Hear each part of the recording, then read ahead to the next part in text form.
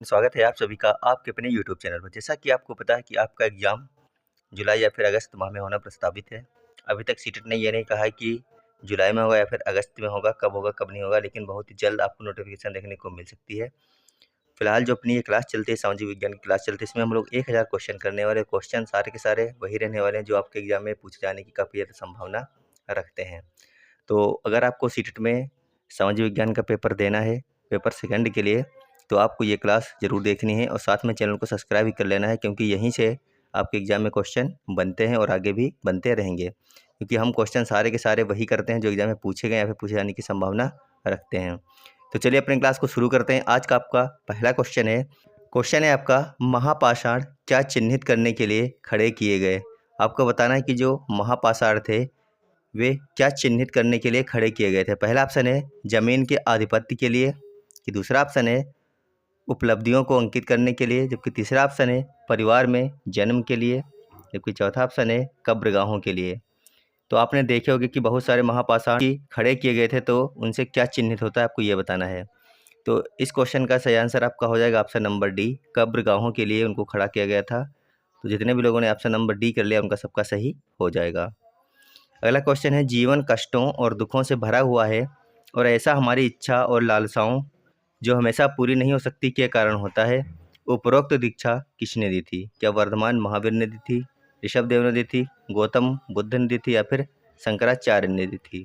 तो आप लोगों ने ये जो कथन है इसको पढ़ा भी होगा, जीवन कष्टों और दुखों से भरा हुआ है, ऐसा हमारी इच्छा और लालसाओं के कारण होता है। तो ये जो कथन है ये किनका है? गौतम बुद्ध जी का है, यानी ऑप्शन नंबर सी हम कह सकते हैं यहाँ पर सही हो जाएगा। अगला क्वेश्चन है, निम्न कथनों ए एवं आर को पढ़ें एवं सही विकल्प चुनें। ए यहाँ पर दिया गया है कि रीड और मुनरो का तर्क था कि दक्षिण में सीधे किसानों के साथ ही बंदोबस्त करना चाहिए।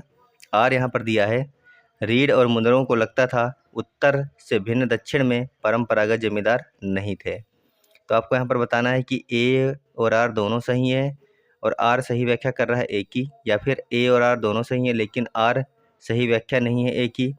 सी यहाँ पर ए सही है लेकिन आर गलत है। डी है ए और आर दोनों गलत हैं।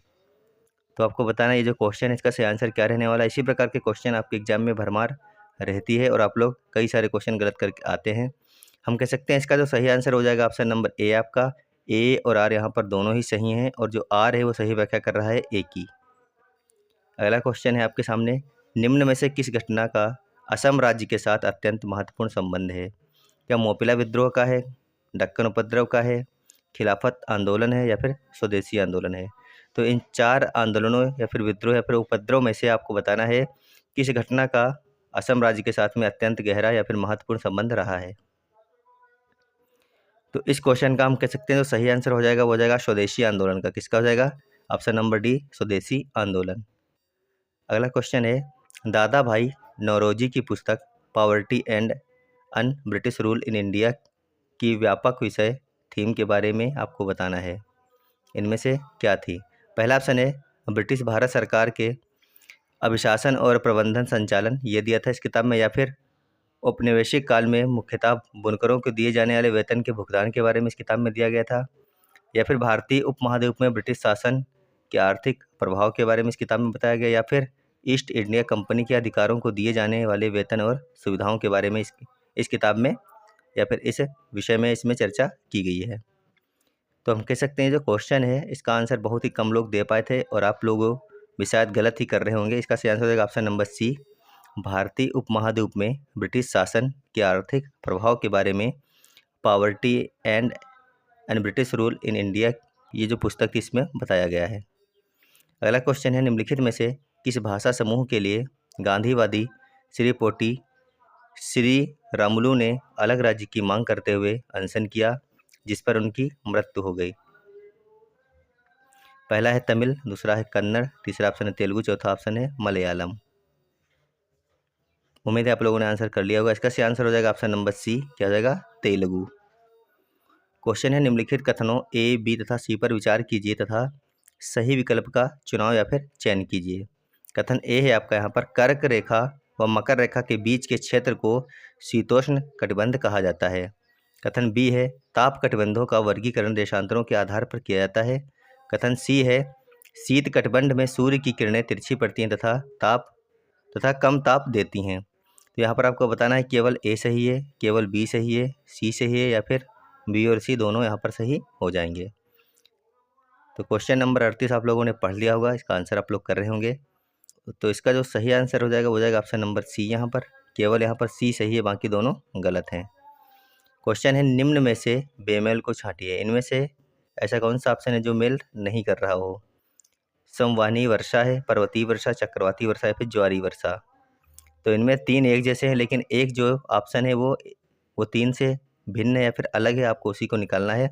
तो ज्वारी वर्षा जो है ये अलग है, बाकी संवहनी, पर्वतीय, चक्रवाती ये तीनों मिलते जुलते हैं, जबकि ज्वारी वर्षा अलग है यहाँ पर। अगला क्वेश्चन है ज्वार भाटा के संबंध में कौन सा कथन सही है? यहाँ पे 4 कथन है, इनमें से पूछा गया है कि ज्वार भाटा के संबंध में कौन सा कथन सही रहने वाला है। पहला ऑप्शन है निम्न ज्वार नौ संचालन में सहायक होता है। दूसरा ऑप्शन है महीने में 2 बार महासागरीय जल का उठना और गिरना ज्वार भाटा कहलाता है। जबकि तीसरा ऑप्शन है जब जल अपने निम्नतम स्तर तक आ जाता है तथा तट से पीछे चला जाता है तो उसे ज्वार कहा जाता है। जबकि चौथा ऑप्शन है सूर्य व चंद्रमा के शक्तिशाली गुरुत्वाकर्षण बल के कारण पृथ्वी की सतह पर ज्वार भाटे आते हैं। तो आपको बताना है इन चारों में से कौन सा सही रहने वाला है ज्वार भाटा के संबंध में। तो जो भी आप लोगों ने आज तक पढ़ा होगा एनसीईआरटी में, तो वहाँ पर यही लिखा है कि सूर्य व चंद्रमा के शक्तिशाली गुरुत्वाकर्षण बल के कारण पृथ्वी की सतह पर ज्वार भाटा आते हैं। तो ऑप्शन नंबर डी इस क्वेश्चन के लिए आपका बिल्कुल सही यहाँ पर हो जाएगा। अगला क्वेश्चन है सबसे उचित विकल्प को लेते हुए वाक्य को पूरा करें। सामाजिक विज्ञान के शिक्षण में हम अंतर विषयक उपागम का प्रयोग करते हैं ... तो पहला ऑप्शन है यह सुनिश्चित करने के लिए कि पाठ्यक्रम पूरा हो जाए। जबकि दूसरा ऑप्शन है विषयगत सीमाओं के अंतर्गत अधिगम दशाएं निश्चित करने के लिए। कि तीसरा ऑप्शन है विषयों के बीच अंतः संबंध तथा अंतः निर्भरता का निर्देशन करने के लिए। जबकि चौथा ऑप्शन है कक्षा को अधिक सजग एवं क्रियाशील बनाने के लिए।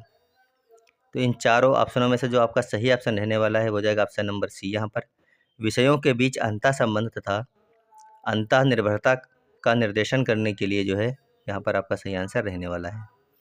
अगला क्वेश्चन है सामाजिक विज्ञान बच्चों को प्रमुख रूप से तैयार करता है। यहाँ पर पहला ऑप्शन है स्वतंत्र रूप से सोचने की क्षमता है, जबकि ऑप्शन नंबर बी है यहाँ पर अंधविश्वासों पर प्रश्न करने की क्षमता है। तो ऑप्शन नंबर सी है यहाँ पर लिंग पूर्वाग्रह और रूढ़ियों की बनी पूर्व समझ को तोड़ने की समझ बनाने हैं। जबकि चौथा ऑप्शन है सामुदायिक नियमों और सामाजिक आचारों का पालन करने की क्षमता है। तो आपको बताना है सामाजिक विज्ञान बच्चों को प्रमुख रूप से तैयार करता है। इन चारों ऑप्शनों में से कौन सा सही रहने वाला है? क्या ए बी सी यहाँ पर 3 सही हैं, या फिर ए और बी सही है, ए सी सही है, या फिर ए बी सी डी ये चारों ही सही हैं? तो इसका जो सही आंसर रहने वाला है वो आपका हो जाएगा ए बी सी।